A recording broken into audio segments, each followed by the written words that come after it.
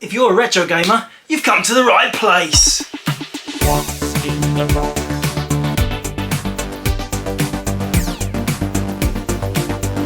think I love retro games.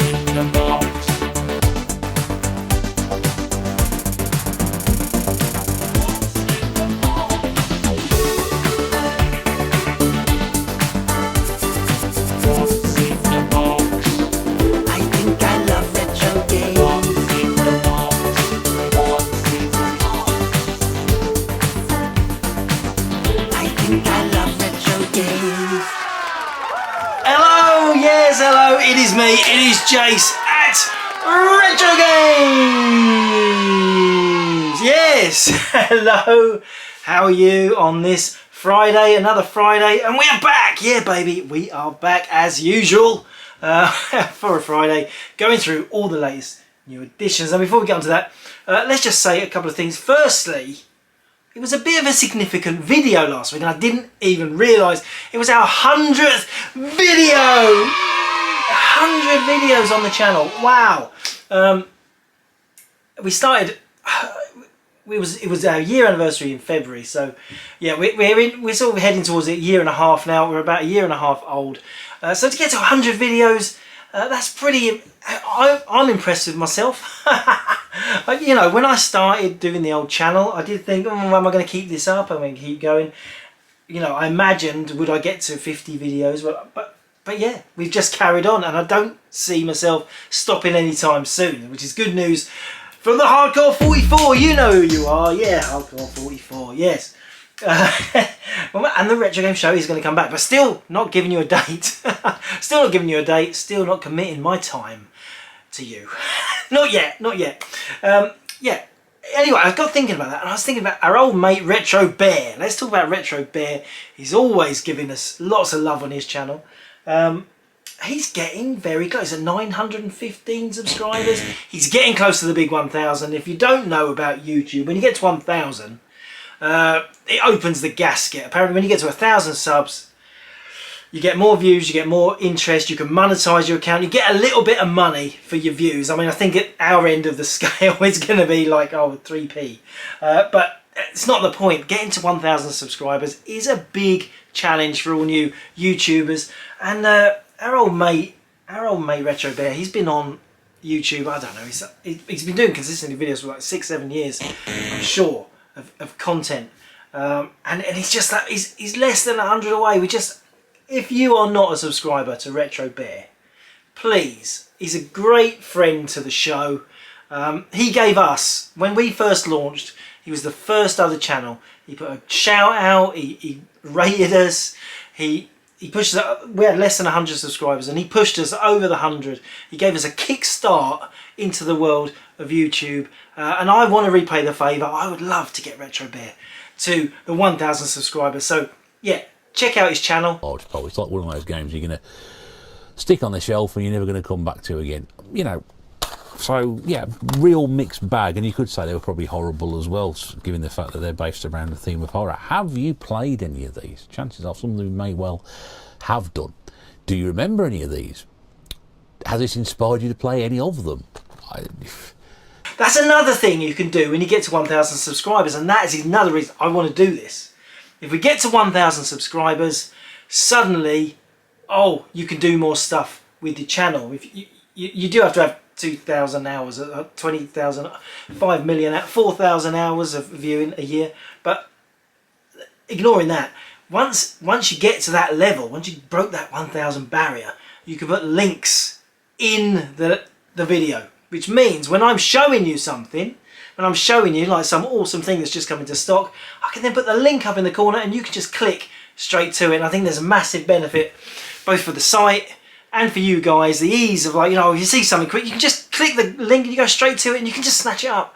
That will be great, won't it? That will make this site, this show, even more watchable. So yeah, that's it really. Check out Retro Bear. He's the most lovely guy. He's a laid back, he's like hanging out with your mates, chat about retro stuff. And he just needs some more subscribers. I just want to push him over the line. Come on, we can do this, team. If all you guys in your other channels, come on, let's all put shouts out for Retro Bear. He's been doing so much for all of us. Let's pay it back. Let's get him over the line. Okay. What's new at Retrogames this week? The newcomers of the show, if there are any. We're very confused. What the hell is all this crap? I pick stuff. We've had a busy week this week listing new items at our website, our legendary website, retrogames.co.uk. And all these items, I pick some items every week and I show you them, my favourites, and try and encourage you to buy them. I don't know. Actually, no.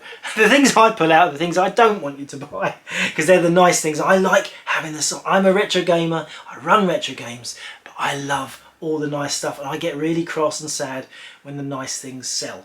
I just want you to buy the rubbish, okay? Just the, you know, just the boring stuff, you know. Hungry Horace stuff. You just buy stuff like that. Horace goes skiing. Yeah, just keep buying them. Don't buy the nice things. I've told you. Okay, so what's first this week? Well, we start with the hardware. No, Russ, not an emulation console. Give me abuse. I can't work out if Russ likes me or hates me. One week he's sending me presents. The next week he's slagging me off for talking about emulation stuff. I can't win. He calls me the fake gamer. There's a war going on and I'm not even sure if I'm participating. Anyway, carrying on. Here we go. First thing this week is a box. It is a console in a box. It's a box on top of a box. So what's in the box? Yeah, let's find out. It is a great classic British home computer. It is an Acorn Electron. Yeah, let's get that. This is a particularly fine example of the Acorn Electron. Let me just get that on the top screen. Yeah, it is pristine. Fully working, fully tested, of course. Got that awful expansion slot in the back, make you pay for. It's an expansion port that you plug in other expansion ports, which give you more ports on. That was the kind of thing that Acorn did with the Electron. You got it's unusual, isn't it? We don't talk about this. So we got a video out on the Electron. Yeah, that's a digital video out, which is unusual. On such an early home computer. Then we've got the typical RF and we've got an RGB out. So they really were thinking about display options with the old Electron. And what's the other one? A cassette port. There's the cassette port, and it has got the cassette wire with it. And the only other thing on there is the power supply in there. No reset button. It's a simple console for simple people. This was the cut down version of the BBC Model B. I'm sure you know this BBC Micro. They made a cut down version to sell to the mums and dads. Your son is using this, or daughter is using the BBC Electron, the BBC computer at school, and then they can use the same language and the same programs on their little dinky home version, the Electron. And the Electron, it's underrated, isn't it? It was a great little computer. I mean, it really should have given the Spectrum a run for its money, but it never did. Yeah, it's a bit of it's a travesty really, because it's got a decent keyboard, it's got a good sound. It's, you know, and the BBC had some great software for it. So there's no reason really why it was such a flop. Just Acorn's incontinence. It was Acorn's incontinence that ruined it. Anyway, what's in the box with it? We've got a lovely, got the official power supply. We've got the cassette lead. I like to have a cassette lead. We've got a lovely user guide. It's a really glossy user guide. I love the box. It has not box sadly, but the box to the Electron is fabulous because it has pictures of people using Electrons in strange situations. But I'm sure we'll get another box Electron and I'll go through that again because it's one of my favourite subjects. Pictures of people using computers or consoles on the box. Yeah, beautiful. Anyway, that is not particularly exciting, I'm guessing. It's pretty standard, but it's an Acorn Electron. We don't get as many Electrons in as we used to, and certainly not in fully working immaculate condition like that one. Next hardware item, yeah, it's three. I've got three consoles for you today. Now this one, something a bit different. This is a NES Toploader, a top-loading NES. Now, you all know the horrible NES that we have with the flappy door, but it does talk to me, so I like it for that. Hello, Jace. But in America and the Japanese Super Famicom, they got these junior versions with top loading slots and all those. It kind of fixed all those issues we have with the flashing power light. But we never got this. This is a USA NES.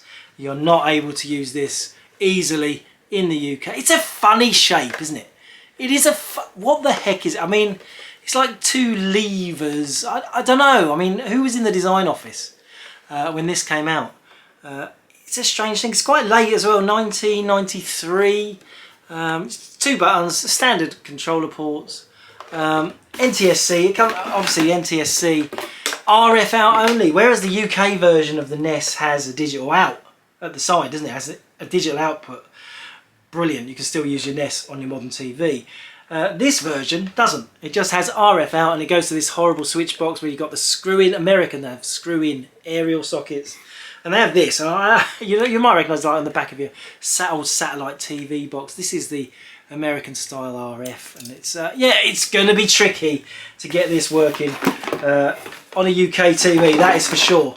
But still a lovely thing to have, and if you've got a collection of if you're NES mad, then it's an unusual shaped console, and it is an official Nintendo console. Nice to have in your collection. What's next, Jess? Well, it's another Nintendo console this time, but it's a classic, and the last one we had on the show was boxed. It is what is it? It's a Virtual Boy, and I just thought, well, we don't get many in. I'll put this one out on the show because they are gorgeous things. I mean, the Virtual Boy, it's up there for me. Virtual Boy, Vectrex, they are the quirky gods of retro gaming because they are just so weird and different, aren't they? I mean, you have this funny little stand. I mean, I remember when the Virtual Boy, there's lots of talk about the Virtual Boy before it came out. Designed by Gumpy Yoki, the guy who designed the Game Boy and Game & Watches and everything, and he made this console. And as everybody knows, Nintendo put him in the corner at the Tokyo Game Show because it was such a massive flop, and then they sacked him soon after. And in Japan, being sacked from your company because people remain loyal to their companies for their lifetime was a massive embarrassment to him. It was a really harsh treatment to sack, especially as he designed the Game Boy. You sacked the designer of the Game Boy, all because of this console. And he died sadly shortly after designing the Wonder Swan. You know that, Wonder Swan. Bandai took him on. We got the Wonder Swan and then sadly killed in a car crash. Anyway, you know the IPD you see on Oculus Rift yet? So let's just have a look at this. This has a turn, and nobody thinks about this. IPD turny thing at the top to manually separate the lenses between each other. So Nintendo were thinking about this stuff decades before Meta or Valve or anybody. And then you got a focus slider at the top. It always seems in focus to me, but I think maybe depending on your glasses, if you wear glasses with it. The whole thing, anyway, coming back to the whole, when the Virtual Boy came out, I can remember all the people going mad, oh, it's virtual reality, because we all knew about virtual reality, even though it didn't exist in a home format, and we thought, oh, Nintendo is having a go at making a virtual reality console. But we were all confused why it didn't strap to your face, because it really should have, and to be honest, compared to a Quest, it's not actually much heavier. They could have built a nice strap and they could have strapped this to your face and it would have been a lot easier to play. But I think probably for health and safety reasons, Nintendo opted for this horrible solution. It's a clip-on stand. I'll see if I'll show you that clip. So you get the back in the clip and then it goes on like that, then it locks, and then here we go. It is standing. It's a little bit wonky. I mean, the legs, and then you literally peer into it like this. Ooh, hands-free, peering in. The controller holds the batteries. This just plugs in. This powers everything. It's got horrible. You could get, there is an adapter so you can use a power supply, but that's awkward. 6 batteries that drain very quickly. Not quite Link's territory, but getting there. And the classic red display is a little bit of Virtual Boy in action.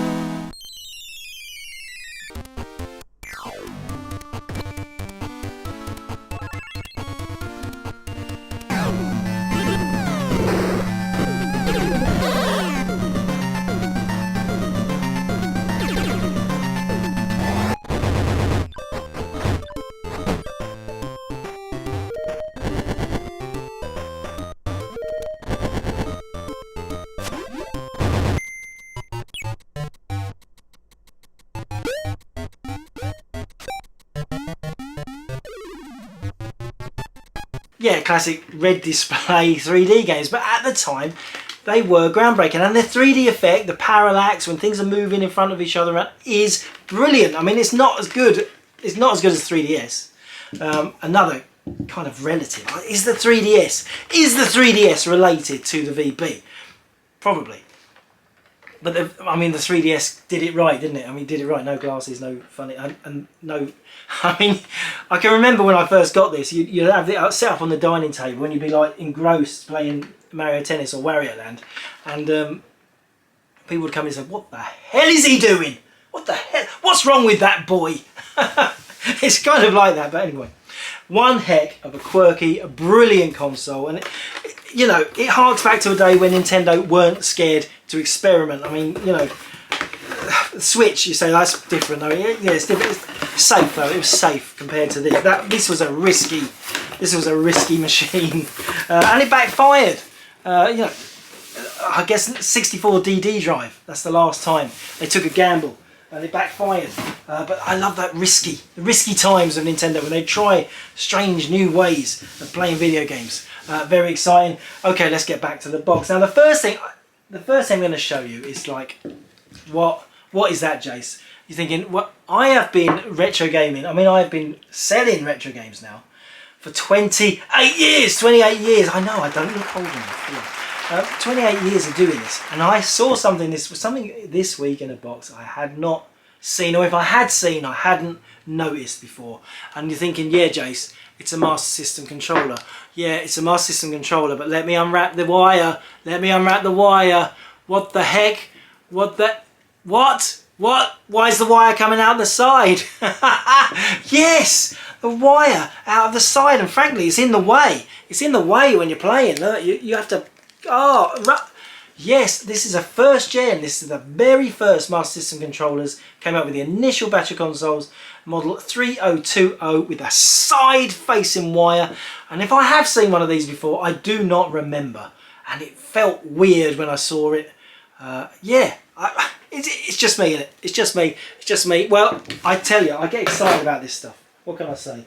Back in the box, what have we got? Oh, what about this? A toy! A toy!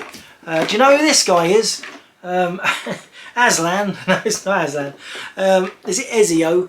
It is from Assassin's Creed. It is a figure. I think this came special edition. I don't think it actually came with a game, this one. This is actually just a figure.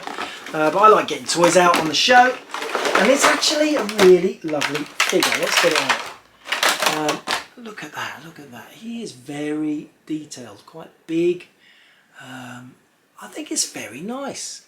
Assassin's Creed Brotherhood on the bottom. Yeah, very nice figure, and I just thought, well, you know, if you're a Assassin, he would look good on the shelf between your PlayStation 2 and then your PlayStation 3 games. Him in the middle is like a bookend separator. What do you reckon? I think so. I don't know. I mean, game-related toys is becoming a bit of a passion of mine. I guess that we've all got little trinkets on the side. I mean, going back to Retro Bear, just have a look at the shelves behind him. They're just full of little toys, little things that we cannot resist. We cannot resist the toys.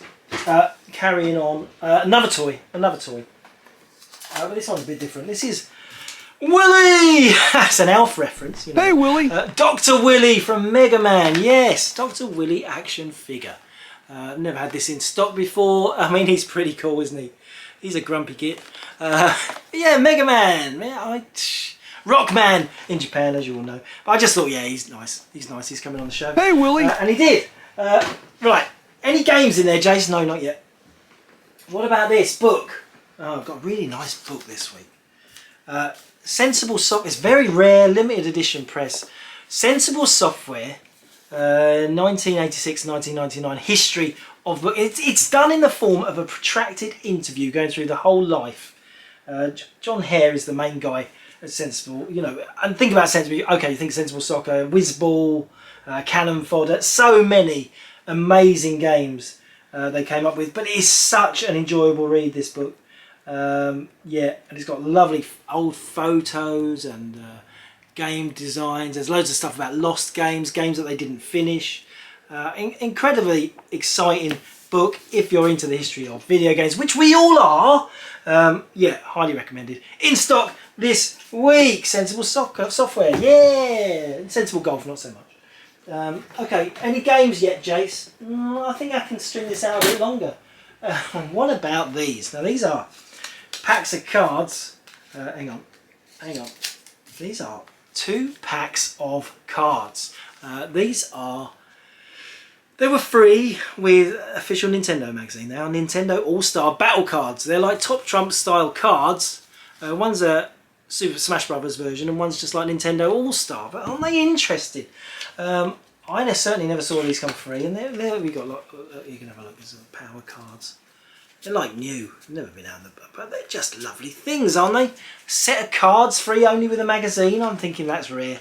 It's a UK only thing. See, there is Nintendo rarities you can only get in the UK, and these are some.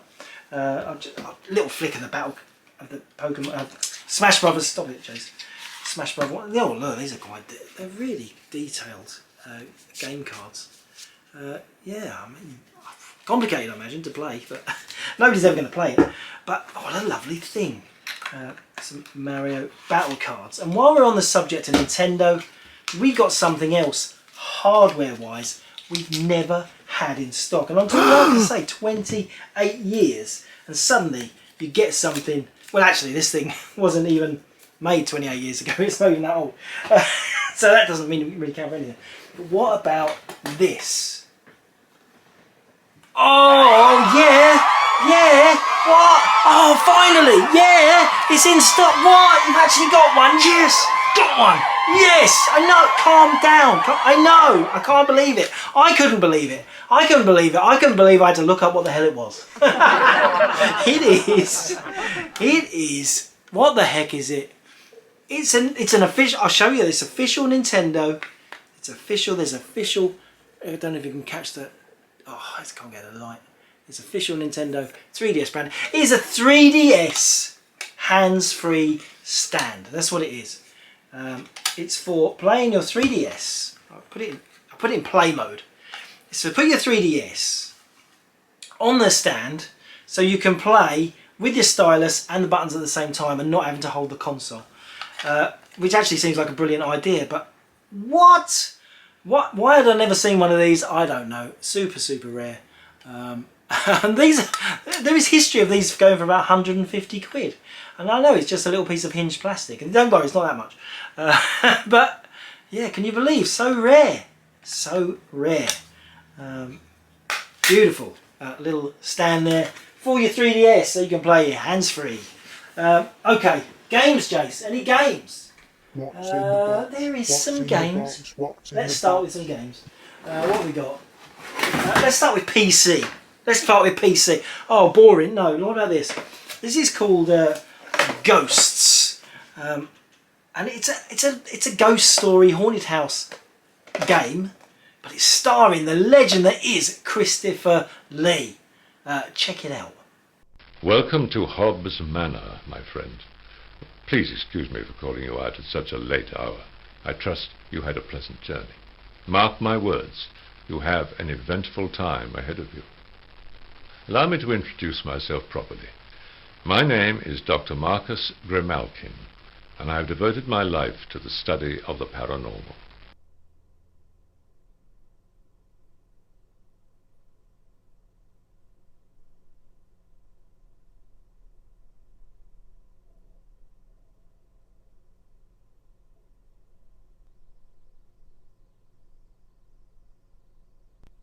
As you walk around Hobbs Manor, you will almost certainly find some portraits and films of experts like myself in the field of the paranormal.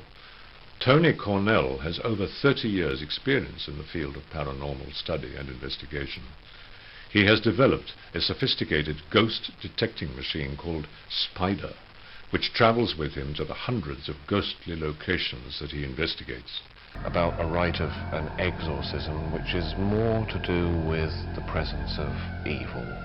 I mean, super hammy cheese, really, these kind of PC things, but they're kind of relics of a time gone by. They're never going to make anything like this ever again.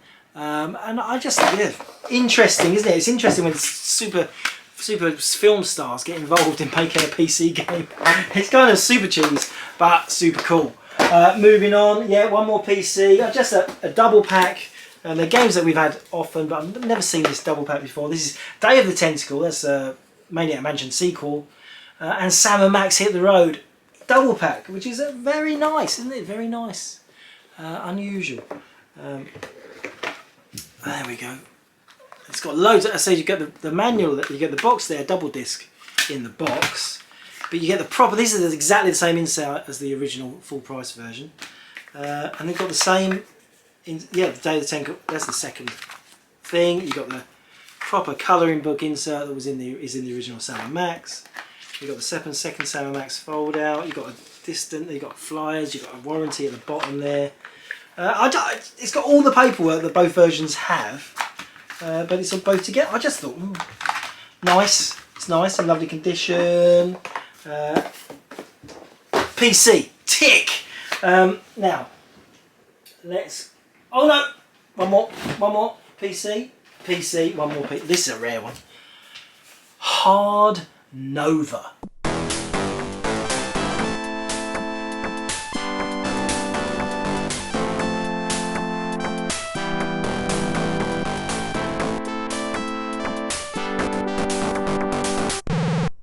Ever heard of Hard Nova by EA? Yeah, so there it is. And what an unusual game. Can't have sold it. It's a 5 1/4 inch disc, floppy disk game for PC. You've got your 3 discs, no, 4 discs, and then you've got your manual, Hard Nova, and you've got some sort of star sheet. You've got a second installation guide. You've got a warranty sheet. You've got a questionnaire. This is a fold out. We like fold outs. It's a star chart. There we go, big star chart. Yeah. Very rare game. Nice to have rare things in stock this week. Well, we always have rare things in. We always have unusual stuff. That is the joy of retro games. Okay, let's carry on. Now I'm going to go to a different format. We'll stick with big box. What the heck is this? Yes, I have picked something out for the Acorn Archimedes. We don't get a lot of Archimedes stuff on the show. This is the Crystal Maze. You might recognise it from being a TV show. And it's very unusual. It's on the Shurston label. Who's ever heard of Shurston? Not me. It's got a lovely crystallised shaped box.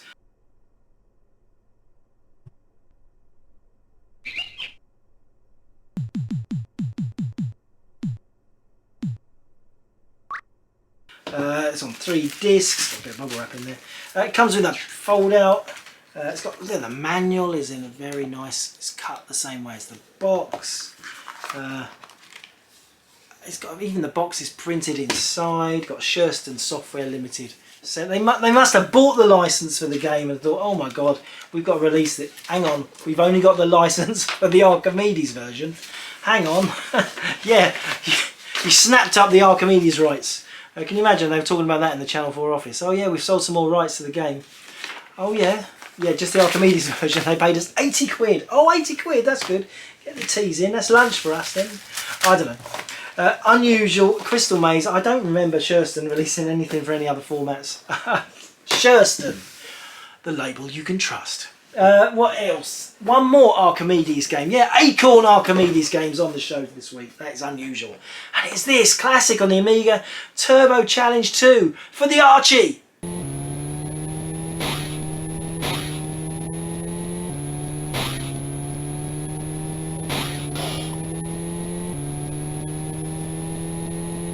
And there we have it, and you can see Archimedes written in the bottom there. It's in okay condition. It's not super duper, but it's a classic game. Nice to see it running on a 32-bit machine. And there you go. It's on 2 discs, and there's the manual. That is Lotus Turbo Challenge 2 for the Archie. Yeah, Archie on the show. Yes, about time. What's next in the box? Well, okay, something for the Amiga. Now this is a rare game for the Amiga. You will know about it. Moonstone. It's a grey matter game. It's a really rare adventure role-playing game. I'll just get on the top of the screen. And it features a 4-player version. I think that's why it's got such cult status. It is super rare. but also, yeah, that 4-player version. Let's have a look inside the box. This actually got 2 sets of discs, it's got a backup, 2 full sets of discs, which is great, and 2 manuals as well. 2 manuals, just a bonus backup extra version because it's a very expensive game. Then you've got the warranty, and of course the poster. Let's show the poster. A Hard Day's Night there.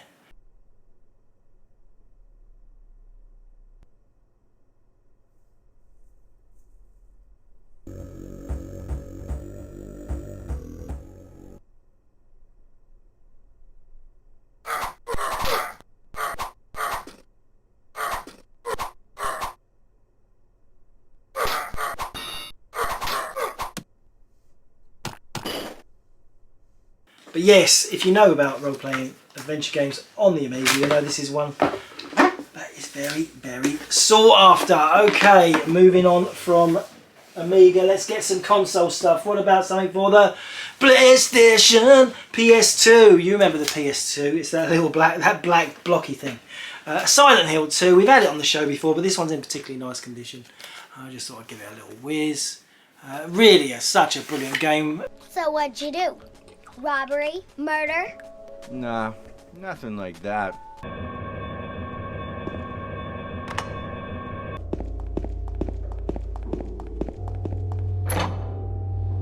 You know, it's on my list. I finished Silent Hill 2. There's not many games, you know, I don't finish as many games as I want to, but Silent Hill 2 was in the days when I had more time, and I did finish it. And you had to finish it more than once because there's different endings. Beautiful, and it's got the sticker. It's got a transfer sticker in there. You can peel that off and stick it on your car. It's got some wind competition, and it's got the manual. It's just a lovely example of a classic game. Apparently they're making new Silent Hill. Yeah, new Silent Hill movies too. It's all coming. More Silent Hill. I mean, it's the creepiest. At the time, this was as scary as video games got. We've come a long way. I know we have, but I'd still think with the lights off, that is a creepy game. What now? What now, Jace? Let's do another PlayStation. We're going to have a PlayStation. PS1 this time. Soul Reaver. Yeah, classic.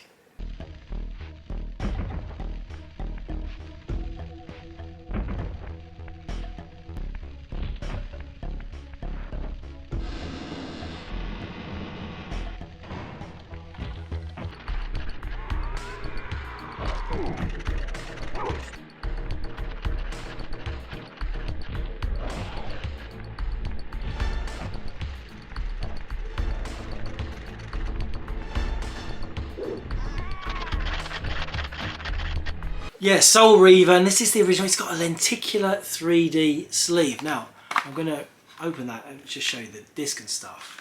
Then I'm going to try and take the hologram out and see if we can get it on to go nice on there. What do you think? Can you see the you kind of can see the glossy 3D-ness of it, can't you?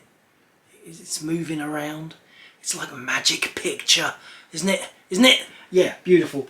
Soul Reaver. We don't get it in very often at all anymore. These early PS1, the big hits on PS1 have kind of dried up, haven't they? I mean, everyone's ensconced them now. I mean, you know what's going to happen with the rest of the PlayStation formats. Eventually, they're all going to be as rare as PS1 is now. And PS1, I mean, we used to have maybe 400-500 PS1 titles in stock, and now I think we've not even got 100. Crazy. We just can't get enough of them. People, I think they're still growing in popularity. I think it's going to get even more popular. Okay, let's go Mega Drive. We've got some Mega Drive. Sega's in the house. Not a particularly rare game, this. Techno Clash.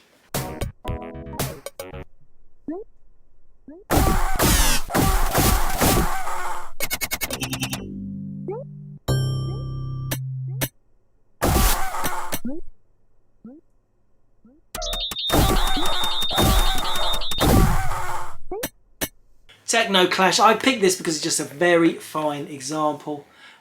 These are EA games with these horrible different cases, but this one's actually really nice. The manual's really nice, beautiful. There's the cartridge. I just thought, lovely example of a game, so it's on the show. There's something rare for you. What about this? Sparkster, yeah, Sparkster.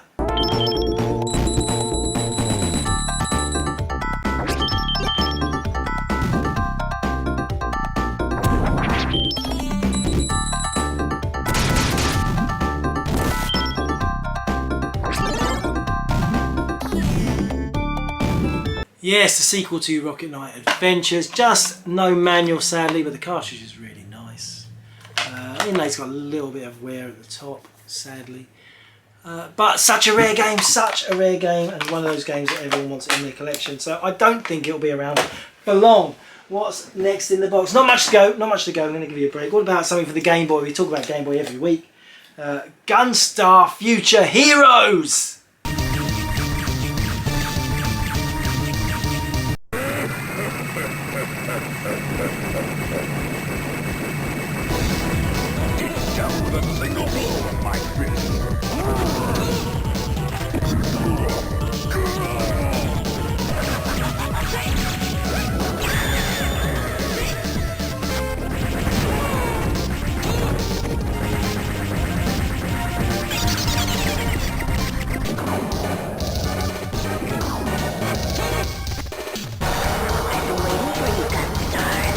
Yes, these treasure titles are amazing, aren't they? I mean, Gunstar Heroes is a game I mentioned pretty much every other show. I think it just proved that, oh, hang on, there was life in the Mega Drive yet. Because the Mega Drive was kind of like, yeah, not exciting, not exciting, not exciting. Gunstar Heroes comes out, everyone goes wild. It was one of those amazing titles.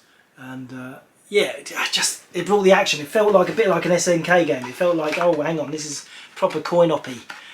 Is that a proper adjective? It's really coin-oppy. Yeah, totally coin-oppy. Yeah, that's a really nice boxed example. Very rare now. Anything Gunstar Heroes is collectible. Now, what's left in the box? One last thing. It's not a game. It's a flyer. It's a flyer that came into something. And I get excited about flyers, but this is a flyer for electronic games. Let's get it on the camera. Let's give you a view of this. So, the latest high-tech way for the whole family to play. And you see on the back there we've got some things, but I'm going to open it up. So yes, we've got some chess machines. The top there is got Bridge Companion, the classic BBC super obscure console. Super Enterprise Chess, got a really unusual, I've never seen that executive backgammon game. We've had that Monty in stock a few times. Scrabble game. Got more chess there. We've got what's this? Golf, must be golf. Pro Golf. Porter Chess, Kasparov Simultano, lovely term. Got a pocket bridge computer there. Star Chess, the legendary Star Chess, but that's not the TV game Star Chess, there's a different version. Computer Chess 2, fold it out again. Now let's do the other side. This is where it gets interesting. That's right, they're advertising Game & Watches on here. That is Game & Watches. It's unbelievable, isn't it? This is from about 1989, I think. And they're advertising their Mario Brothers. What does it say about the game? What does it say about Game & Watch? It says, Super Mario Brothers, the world's most successful ever personal computer game, now released as a widescreen handheld LCD game. Was Mario Brothers a personal computer game? No. No. It might have come out on a few personal computers. It came out on a Spectrum. That is not, that's not what it's famous for. It's famous for being in the arcade, and it's famous for the NES Famicom. Climber, amazing new crystal screen technology. You actually watch the action on the see-through screen. Whether the climber can conquer the 10 difficult mountain ranges will depend on your skill. Yeah, very nice, isn't it? Yeah, widescreen games, 1999. That's Mario Cement Factory, Donkey Kong Jr., Tropical Fish, Balloon Fight, Snoopy Tennis, Parachute, Octopus Fire, and my favourite title for any game, Manhole. Multi-screen games, $24.99. There's an order form. You could order them. You could send. Imagine we could still send off. Maybe they've still got a stock. $24.99 for Donkey Kong 2, Lifeboat, Mario Brothers, Squish, Donkey Kong, Greenhouse, Blackjack, and Bomb Sweeper, and $29.99 for the crystal screens. And that's only two options there. Super Mario Brothers and Balloon Fight. Though the one they actually show is Climber, so that's not on the list. You can see the picture of Climber, you can't buy it. Anyway, the rest of this, you see we've got some Gak and tabletops, got a Puck Monster. Counter step. What about that before? It's something like a pedometer. Looks like you actually insert it into your shoe. But I don't think you do. Racetrack counter. This is to help you win at the GGs. Yeah, we've got the life sign. This is an unbelievable. I never had this in stock. I wish I had. Life sign. This is an electronic program timer thing that tells you when you're allowed to smoke. It's a smoking cessation tool. Yeah, and it works out. You have to type in every time you have a fag. You have to type in when you're smoking, and then over the course of a couple of weeks, it'll work out the best time for you to smoke, and then it will slowly ease you off of smoking. I mean, what an amazing device! I wonder if they sold any. And there we've got pocket translator at the top. Pocket translator. But yeah, what a lovely thing! I love these promotional brochures. These are the sort of things that just disappeared. Nobody kept hold of them. And it's just nice when they survived. And it's an interesting insight into the retail of classic electronic games back in the 1980s. And I hope on that note you really enjoyed this week's show. It's been a lot of fun, hasn't it? Until next week, happy retro gaming, retro gamers! Retrogames says thank you for watching. Retrogames says thank you for watching.